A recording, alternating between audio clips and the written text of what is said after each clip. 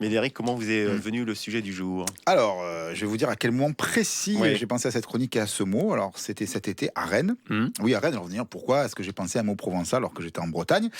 Parce qu'à un moment donné, plutôt, comme on dit, ou à Cugna-Mandonné, comme on dit en Bretagne, sur une place du centre-ville, et c'est vrai, comme tout ce que je vous raconte, c'est vrai, j'ai vu une femme passer au-dessus d'une grille. Vous savez, ces grilles à travers lesquelles de l'air remonte du sol. Oui, Voilà. oui, le métro. Le métro. Voilà. Dans le genre, ou un parking. Voilà, c'est ça. Et donc, ça fait soulever les robes. Et donc, la femme est passée au-dessus de cette grille. Et comme prévu, la robe s'est un peu soulevée. Alors, non, ne me faites pas passer pour celui que je suis pas. J'étais pas en train d'espencher cette femme. J'étais pas à la gâchon. Vous étiez là par hasard. Non, c'est vrai. C'est en plus, vous m'avez pris pour un rattaquant, quoi.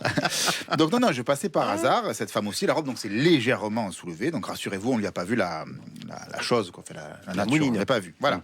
Mais quand même, comme il faisait bien chaud, je me suis dit que ça devait bien la rafraîchir, quoi. Fait bien lui rafraîchir là. Non mais si. Et vous savez, comme je suis dans ma tête, en fait, les mots, les sons, les images sans trop choc. Et je me suis dit que, alors attention, éloignez les enfants du poste. Oui, je vous le conseille. Voilà, maman n'écoute pas. Non, je me suis dit que ça devait bien lui rafraîchir la choune. Voilà.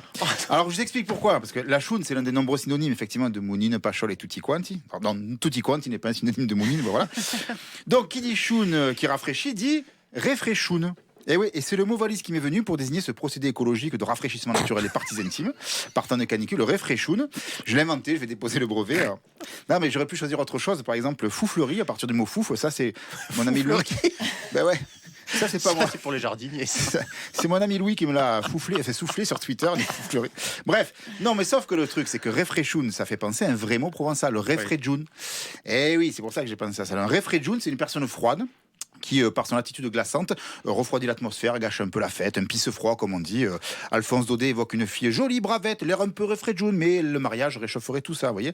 Donc le mot vient du verbe provençal réfredja, qui signifie refroidir, et on peut dire qu'en janvier, le temps s'y réfrège, en janvier, le temps se rafraîchit. Et réfraîchoune, donc c'est quelqu'un qui est un peu froid, c'est un mot que le journaliste Franz-Olivier Gisbert avait employé un jour pour qualifier Alain Juppé, qui, il est vrai, n'est pas quelqu'un de chaud bouillant. C'est vrai qu'Alain Juppé, c'est pas... Bon.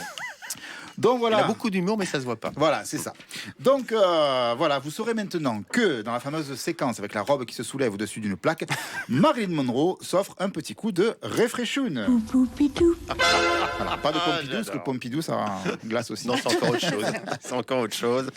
Bon, voilà. Mais l'air est Médéric. chaud quand il sort des bouches de métro. Ah ben, ça, oui, si vous la testez, je sais pas. Du coup, vous avez testé le réfraîchoune. Merci Camille. Non. Cette expérience empirique. Nous sommes contents de le savoir. Ben voilà. Il va falloir enchaîner. Donc votre chronique est fausse, Médéric, désolé. Mais chaud à quelle température? Je sais pas.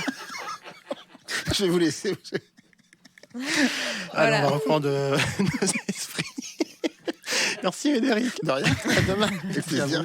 Allez, voilà, c'est toujours en bonheur. On va écouter sur francebleu.fr. Vous restez avec nous. Oh bah là, ça va calmer les choses, dis donc. 60% d'augmentation pour la taxe d'habitation. C'est ce que prévoit donc Marseille, en tout cas, pour les propriétaires de résidences secondaires à Marseille. On y revient dans un instant. C'est sur France Bleu Provence. À tout de suite. France Bleu Provence.